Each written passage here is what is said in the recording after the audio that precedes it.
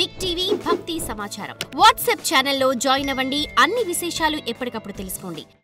స్వామీజీ, ఇప్పుడు మనం గమనిస్తే కూడా దేవాలయాల్లో విగ్రహాలను ధ్వంసం చేస్తున్నారు.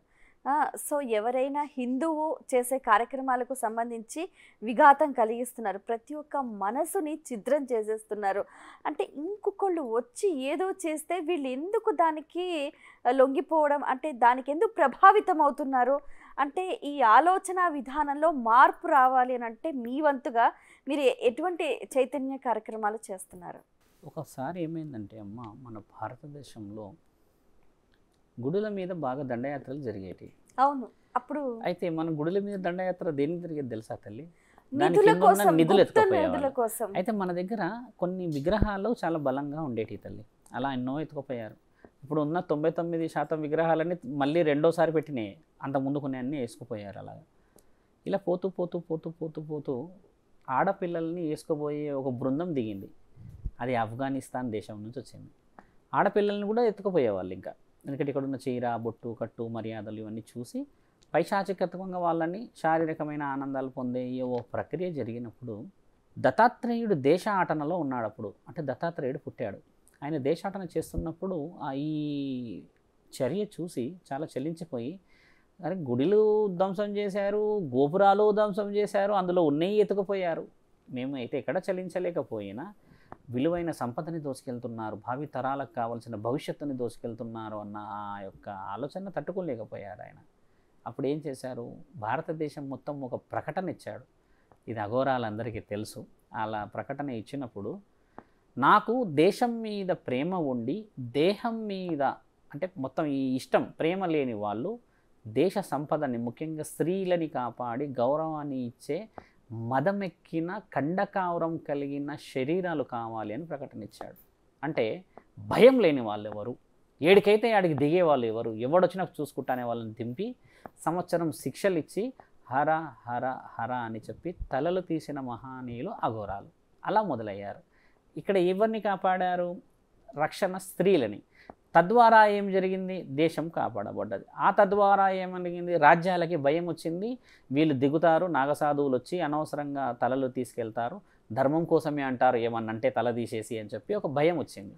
అలా కొన్ని జరిగాయి. అంటే ఇప్పుడు పరిస్థితి రీత్యా అలా లేదు. కానీ నా డౌట్ ఏంటంటే గురుగారు, ఇప్పుడు ధర్మానికి విఘాతం కలిగినప్పుడు గుప్తంగా ఉన్న ఆ శక్తులు వారు ఎక్కడున్నా కూడా రక్షణ కల్పించాలి కదా. ఇప్పుడు కరువైపోయింది. ఏ శక్తులు అంటున్నారు మీరు? గుప్త శక్తులు, దైవ శక్తులు. ఒక శరీరాన్ని మీరు అన్నట్టుగా కలియుగంలో తెలిసినా కూడా తెలియకుండా ఉండే మహానుభావులు ఉన్నారు. మీరు అన్నట్టుగా ఆ దైవం ఉదాహరణకు అక్కడ నిధి తీశాడు, ఆ సర్పం వచ్చి కాటేసింది అనుకోండి, ఆ కాటేసిన వాడిని బయటికి రానియరు కదా ఈ నలుగురు. అక్కడ ఆ అందులోనే పాతేసి మిగతా వాళ్ళు వేసుకొని పోతారు కదా. వాళ్ళ తరాలు ఎక్కడున్నాయి ఈ రోజుల్లో? ఎందుకు అందరూ ఒక సెటప్ మనుషులు అడుక్కుంటున్నారు? కొంతమందికి చేతులు కూడా సరిగా ఉండవు, అడుక్కుంటున్నారు. తినడానికి కూడా ఉండదు, లేవడానికి కూడా. వీళ్ళందరూ ఎవరు మరి? ఎక్కడి నుంచి వచ్చారు వీళ్ళంతా? ఇప్పుడు మా తాతల ముత్తాతల నుంచి అయితే వచ్చిన వాళ్ళు కాదు కదా. కొన్ని సెటప్లో ఉన్న వాళ్ళు కొందరు వంశస్థులు ఎందుకు కనబడతారు?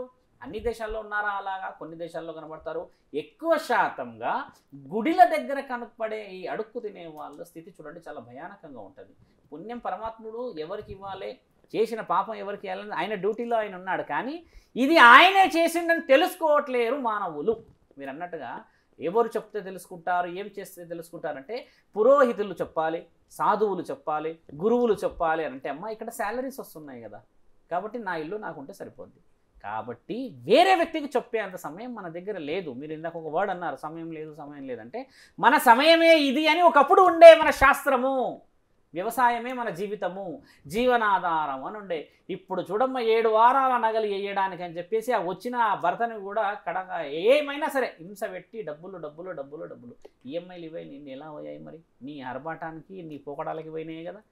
3 పూటలు భోజనం చేసి ఇల్లు సంసారం చేసిన ఆ తల్లులు లేరా? మీ నాయనమ్మలు అమ్మమ్మలు ఎలా చేశారమ్మో? వాళ్ళు 7 వారాల నగలు వేసుకొని చేశారా? ఓ చిన్న నారచీర కట్టుకునే సంసారం చేసి వాళ్ళు ఈరోజు ఇంత కుటుంబాన్ని నీకు ఇవ్వగలిగిన వాళ్ళు. మరి భగవంతుడి విషయం చెప్తే పాటించే దాన్ని ముందు తరాలకి అందించే స్థితి ఎవరికి రావాలమ్మా? మనసులో కలగాలి. అది రక్తం నుంచి 30 సంవత్సరాల క్రితం పోయిందని డాక్యుమెంట్ ఉంది కదా. నేను చెప్తుంది కూడా ఒక ఆత్మబలాన్ని తెలుసుకోగలిగిన మహాశక్తి ఉందమ్మా ఇక్కడ. ఒక ఆత్మని ఇది ఎన్ని కిలోలు ఉంటుందో తెలుసుకుంటున్న శక్తులు ఉన్నాయి ఇక్కడ. ఓకే, అలాంటి వేళ్ళు ఉన్నప్పుడు మరి మీరు అన్నట్టుగా ఎక్కడ పనిచేస్తుందమ్మా ధర్మం? ఈ ధర్మ ధ్వజం అనేది రెపరెపలాడుతూ అన్ని కాలాల్లో అన్ని యుగాల్లో కూడా దిగ్విజయంగా వెలగాలి. అయితే అటువంటి పరిస్థితి రావాలి అని అంటే ఈ ధర్మాచరణ మీరంటున్న ఈ సనాతన హైందవ ఈ శంఖారావానికి సంబంధించి ముఖ్యంగా యువతలో జాగృతి రావాలి. సో స్కూలు కాలేజెస్లలో అవేర్నెస్ రావాలి. మళ్ళీ చిన్న చిన్న పిల్లలే అమ్మా ఇలాంటి వాటిని వచ్చేది. ఇప్పుడు ఒకడు అప్పట్లో ఎన్టీ రామారావు గారు ఏదో పాట నాకు నాకు పాటలు అయితే రావు కానీ నేను చెప్పేవాళ్ళు చూడండి, ఈ రోజు ఉన్న వాళ్ళు రేపటి భావి తరాలు అంటారు కదమ్మా. ఇప్పుడు విద్యార్థులే భావి తరాలు కదా, చిన్న చిన్న పిల్లలు. ఇప్పుడు వీళ్ళు మనకి అనుకూలంగా ఉంటేనే వాళ్ళు రేపటి రోజు దేశాన్ని కూడా ఏలే మహానీయులు కాగలరు. ఇప్పుడు మనం చేయాల్సింది కూడా ఏంటంటే మేడం, ఆల్రెడీ అందరం ముదిరిపోయి ఉన్నాం కదమ్మా.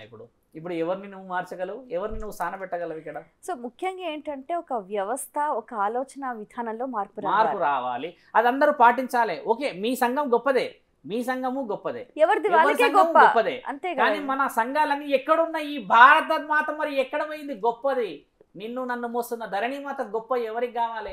ఏమీ ఇవ్వకున్నా కూడా నీకు రోజు 10 సార్లు గాలి పీల్చుకుంటున్నావుగా, మరి ఆవిడ గొప్పతనం ఎక్కడ పోవాలి? భూమి మీద ఉన్నావు, ఆకాశం మీద ఉన్నావు, వర్షం పడితే ఆ వ్యవసాయం మీద ఉన్నావు. మరి వాళ్ళ గొప్పతనంలో ఉన్న నీవు ఎంత గొప్పటి వాడివో నీ మనసుకు తెలుసు కదా. అడ్డు పెట్టుకుంటే అయిపోతుందా మాది ఈ సంఘం అని చెప్పేసి? అందరము హిందువులమని ఇప్పుడు మిత్రుడు ఏమన్నాడంటే, ఇంట్లోనే అందరము ఈ విధంగా ఉండాలి, బయటికి వస్తే మనం హిందువులం అని అన్నారు కదమ్మా. బంధువులము హిందువులం అని చెప్పడానికి పాటించుకుంటూ మనం బయటికి వచ్చి మనందరం హిందువులమే, మనందరికి ఒక విలువలు ఉన్నాయి. ఎందుకంటే మన శాస్త్రంలోనే 3 దేవతలు ఉన్నారమ్మా. పాటించుకో, పూజించుకో, కానీ పరమాత్మ ఒక్కడే ఉన్నాడు తల్లి, అది గుర్తుపెట్టుకోవాలంటున్నాము. చాలా మతాలు, చాలా మతాధిపతులు చెప్పేది కూడా ఏంటంటే అమ్మా ఇదే, ఒకడే మతం, ఒకడే దేవుడు అని చెప్తుంటారు కదా. మన హిందువులలో కూడా అదే తెలుసుకోవాలంటున్నారు. రాముడు వేరు, శ్రీరాముడు వేరు, తర్వాత శ్రీకృష్ణుడు వేరు, ఇవన్నీ వేరే. కానీ పరమాత్ముడు మాత్రం ఒక్కడే కదా. ఆ పరమాత్ముని చేరాలంటే నీ ఆత్మ ద్వారానే సాధ్యం కదా అని రాసింది కదా గ్రంథాలు. ఎంతమంది నాలాంటి వాళ్ళు, ఇలాంటి వాళ్ళు, అలాంటి వాళ్ళు ఎంతమంది చెప్పలేరు, ఎంతమంది రుజువు చేయలేరు. మరి అంతమంది మాటలు విన్న వాళ్ళందరూ ఈరోజు పీఠాధిపతులే. ఓపెన్గా చెప్తున్నాము, ఈరోజు వాళ్ళందరూ పీఠాధిపతులే. ఎక్కడెక్కడ పీఠాధిపతులు ఉన్నారు చూడండి అమ్మా. హరే కృష్ణలో లేరా, కాశీలో లేరా, ఉత్తరాఖండ్లో లేరా, హరిద్వార్లో లేరా? వీళ్ళందరూ ఎందుకు పాటిస్తున్నారు? వాళ్ళ గురువు మాట విని వాళ్ళు ఏదో విందుకు వచ్చారు. మనందరూ రావాలంటే కుదరదు ఇక్కడ. సో గురువు చెప్పినది ఎవరైతే శిష్యులు ఆచరించారో వాళ్ళు వాళ్ళ జీవితాన్ని ధన్యం చేసుకున్నారు. వాళ్ళందరూ గుడిలలోనే ఉన్నారు తల్లి. ఈరోజు 35,000 మంది అఘోరాలు ఇంకా కాశీలోనే ఉన్నారు అని అంటే మరి ఏడికి వచ్చి ఉన్నారు వాళ్ళు? వాళ్ళ గురువు జగద్గురు ఆదిశంకరాచార్యులు ఏం చెప్పాడు? అహింస మనం అవసరం లేదు, హింస అనేది ఇలా విధంగా చేసినప్పుడు అని చెప్పారు కదా. పాటించాలి అంటున్నా.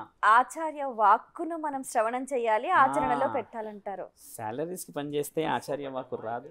ఇది కేవలము ఒక వర్గానికో, ఒక కులానికో, ఒక మతానికో సంబంధించింది కాకుండా యావత్ ప్రపంచంలో ఏ మూలన ఉన్నా కూడా వాళ్ళు ఒక హిందువు అయితే చాలు, వాళ్ళని మన బంధువులాగానే మనం ఆలింగనం చేసుకోనికే మనం ముందుకు కదిలాం. అంటే వాళ్ళకు ఏ రకమైనటువంటి ఆర్థిక ఇబ్బందులు ఉన్నా, శారీరక ఇబ్బందులు ఉన్నా, మానసిక రుగ్మతులు ఏలా ఉన్నా కూడా వాళ్ళందరినీ కూడా సమస్యలు ఏంటి తెలుసుకొని వాళ్ళకు ధర్మం పట్ల మనం బోధిస్తూ మన ధర్మం వైపు తీసుకొచ్చే ప్రయత్నం మనం చేస్తున్నాం. మనం ఇది కులాలకు అతీతంగా చేస్తున్నాం. నీ కులము ప్రతి ఒక్కరికి ఎవరి కులం వాళ్ళకు గొప్ప, అది నీ ఇంటిలో నీ సాంప్రదాయాల ఆచారాల వరకు పెట్టుకొని బయటికి వచ్చాక మాత్రం కేవలం ఒక హిందువుగానే ఒక హిందువుని చూడాలనేది మన నినాదంతో ముందుకు వెళ్తున్నామమ్మ.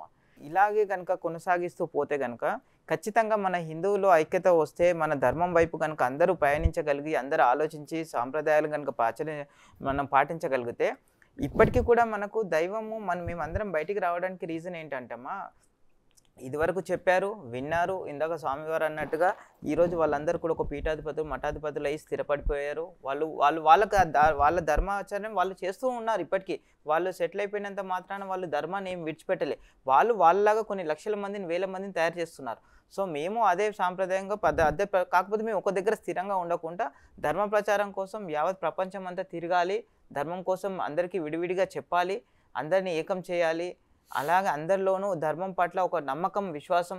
ఎందుకంటే క్రైస్తవులు కూడా ఒకప్పటి హిందువులే అమ్మ. వాళ్ళేం క్రైస్తవులు సపరేట్గా వాళ్ళకు పూర్వీకుల నుంచి వాళ్ళ చరిత్ర చూసుకుంటే ఏంటి అనేది వాళ్ళకు కూడా తెలుసు. కాకపోతే వాళ్ళకు ఉన్నటువంటి కొన్ని అప్పుడు ఉన్న ఆర్థిక ఇబ్బందులు, మానసిక ఇబ్బందుల వల్ల వాళ్ళు ఒక మోటివేషన్కు గురయ్యారు. సో అది తెలుసుకొని ఇప్పటికీ కూడా వాళ్ళు మళ్ళీ వాపస్ అనే పేరుతో మళ్ళీ మన ధర్మంలోకి రావడం జరుగుతుంది. మతం మారిన వాళ్ళు కూడా మన మతంలోకి వచ్చేస్తున్నారు. కొంతమందికి ఇప్పటికీ పూర్వీకుల నుంచి మేము అందులోనే ఉన్నామన్న వాళ్ళు కూడా అందులో వాస్తవాలు లేవు అని చెప్పి కూడా మన ధర్మం వైపు వస్తున్నారు. ఎందుకంటే మన ధర్మంలో ఏ రంగానికి చూసుకున్నా, ఏ కార్యానికి చూసుకున్నా, ఏ వర్ణానికి చూసుకున్నా, ఏ సమయ పాలనకు చూసుకున్నా ప్రతిదీ మన ధర్మంలో బోధించినట్టుగా వేరే ఇతర ఏ ధర్మంలో కూడా లేదు అనేది వాస్తవం అమ్మ. ఇది జగమెరిగిన సత్యం.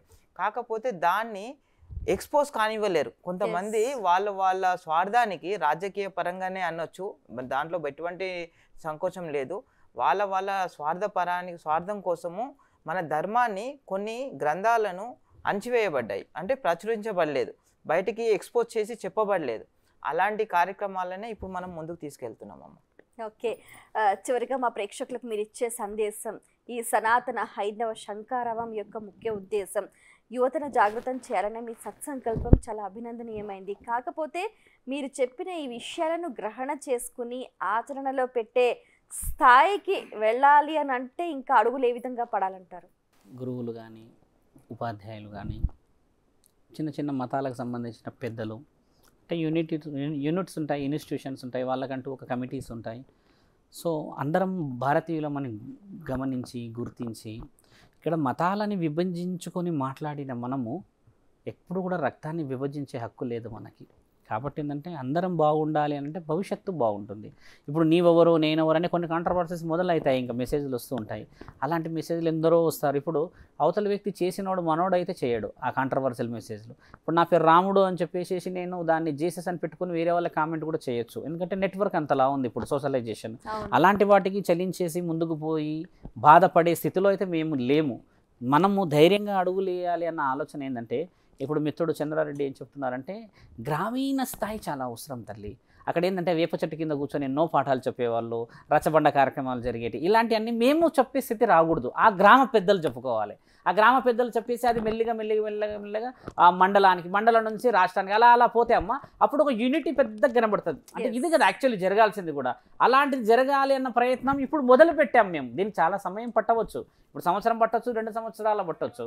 ఇప్పుడు ఇంకోటి ఏంటంటే అదృష్టంగా భావించేది ఏంటంటే చాలా తొందరగా ఇది రియాక్షన్ రావాలి. చాలామంది ముందుకు వచ్చారు కాబట్టి మీరు అన్నట్టుగా అమ్మ ఈ ప్రయత్నం ధర్మాన్ని కాపాడడానికి అందరూ సహకరించి ముందుకు వస్తే, అందరు కలిసి వస్తే జరిగిపోయే ఈ తరుణంకి అడుగు వేసి చాలా పెద్ద అడుగున వెళ్ళాలన్న ఈ మహాసంకల్పంలో మీరందరూ కూడా రావాలి.